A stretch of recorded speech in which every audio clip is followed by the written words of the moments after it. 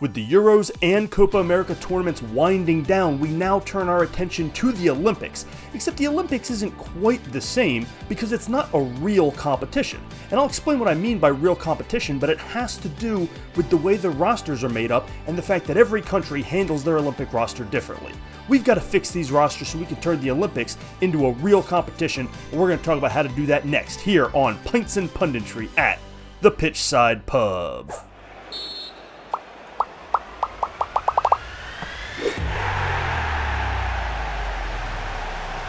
Now, when I say it's not a real competition, I don't mean to take away anything from the players that are going to be out on the pitch. They're going to play hard. The atmospheres are going to be great. Playing for your country is always a tremendous honor. And I'm going to watch because it's summer and there's not much else on. And it's football, and there are some really interesting players and some really good young players that you don't get to see a lot of. So it'll be fun to watch, but I think we could make the Olympics a lot better by making it a real competition. And I mean real competition in the fact that a real competition helps determine who is the best. And that doesn't happen in the Olympics because not everybody puts their best foot forward. So we're going to talk about why that is and how we can fix it in a minute. But before we do, go ahead and hit that subscribe button for me down below so you can follow the channel. Make sure you get in that comment section. What would you do to fix it? Or is it okay as it is? What do you think about the Olympics compared to all these other international tournaments, the Euros, the Copa, everything? Get down in that comment section. Let me know what you think. You can leave some comments on Twitter as well at Pitchside Pub. And of course, check out the website, pitchsidepub.com. So the Olympic rules, the roster rules, are part of the problem because they're really weird. And there's a couple issues here that I'd like to fix. And I've talked about this before. It gets into what we call young players and how we define young players. And I talked about this in a previous video when we talked about the Premier League Young Player of the Year award and how all of these established stars who were 23 and 24 were eligible for it, and that was a problem. And it's the same thing with the Olympics. So to review, to make sure we're all on the same page, the current Olympic rosters say that you have to be under 23, but then you get these three exceptions, and there are no limits to these exceptions. They can be any other three players that have, your nationality requirement. So Lionel Messi could play in the Olympics for Argentina. Cristiano Ronaldo could play in the Olympics for Portugal. All of these really established superstars could theoretically play. Now, they're not, but they could, assuming their teams were all in the tournament. And so this just random extra three spots you get really throws a giant stick of dynamite into the player pool, right? And every country handles that completely differently. And some of them get really established stars in, some use some aging veterans, some use some guys who have just barely aged out, but everybody handles it differently. And what it does is it means that the spirit of competition, which is always to find out who is the best within the framework of whatever requirements you have to formulate a tournament, whether it's a league and you have financial limitations on how you build your roster, or whether it's an international tournament and you have qualification requirements for nationality and birth and where you're from. Whatever it is, there is a definition of how you can define a roster for any specific tournament. And for the Olympics, it's basically just, hey, you got to be under 23, but then pick any three players you want. And that would be fine if every country picked its three biggest stars and put them out there, right? If the United States was sending Christian Pulisic and Falarin Balogun and Giovanni Reina, and every other country was doing the same thing, and Spain was sending Rodri and was sending Lamine Yamal, and which is hard to believe he's on that list of their best players, but he is. If they were doing all of that, then yeah, we'd say okay, it's your best under 23 players and your three best players. But most countries don't do that, and yet some do, and so every country handles it differently. And so basically what it boils down to is the countries that take the Olympics more seriously have a massive advantage and are more likely to win. And that means it's not really getting to the outcome that a competition is supposed to, which is who is the best team that fits under these requirements. Spain is putting out a very strong team. France is putting out a very strong team. Argentina is putting out a very strong team. They have Julian Alvarez going to play on this team.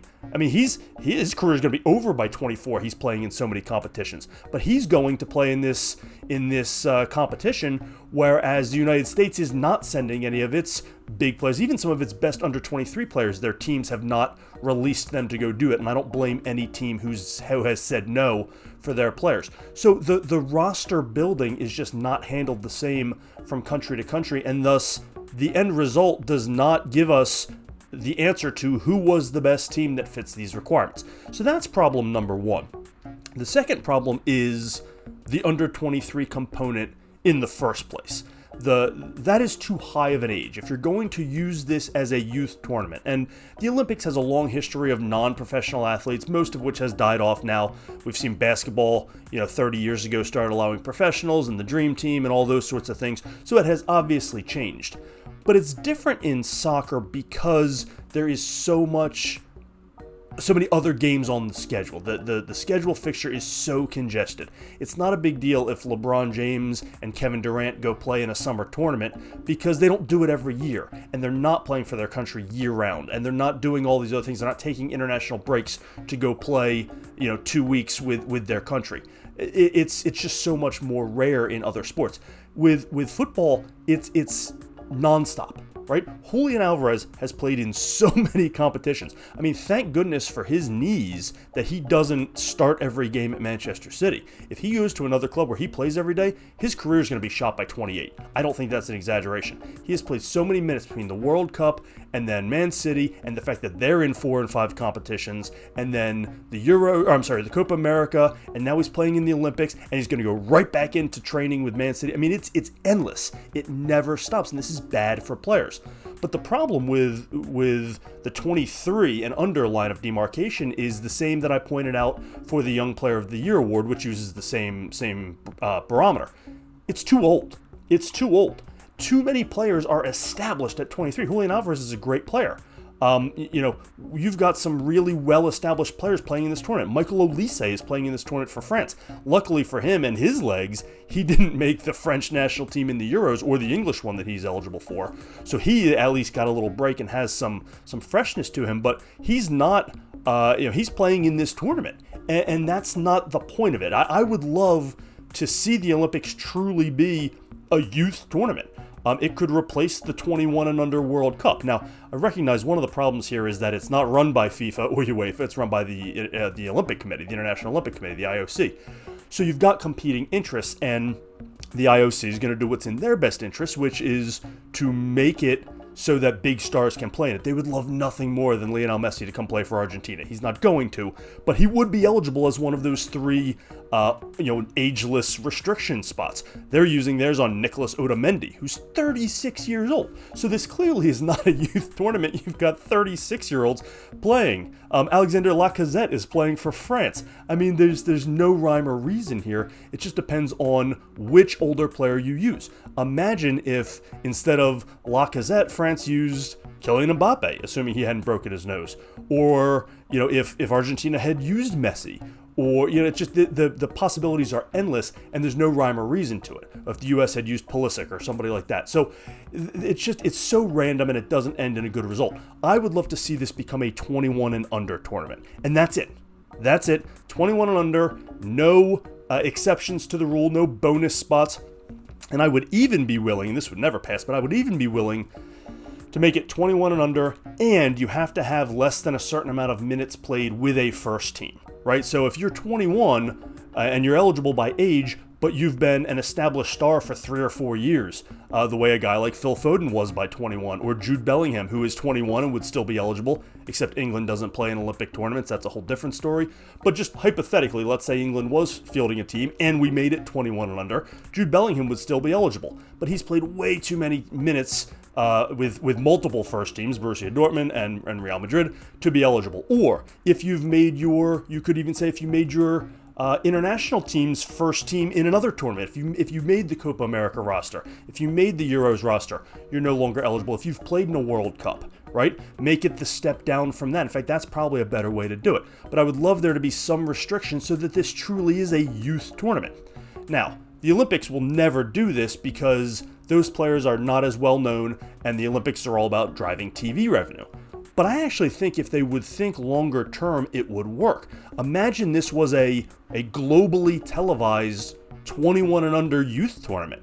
I feel like for all of us fans who love to know about these young players and yet struggle to actually see them in person, this would be must-see TV. For the really good football fans, we would love to watch some of these 18 and 19-year-olds be on the world stage and sort of announce themselves to the world with some great performances. We have the Under-21 World Cup. It barely gets any TV or any exposure. This would be an even better version of that. So I would love to see the rosters be restricted more. It would probably hurt the initial TV revenue in the year or 2 years in which they first did it. But I actually think long-term it would solve the problem, and it would create a really captivating youth tournament full of players we don't know yet. It would also put every country on an even playing field and make them all abide by the same sort of philosophies. They have to follow the same rules, but they don't all handle the rules differently. Again, they're not all sending their best players.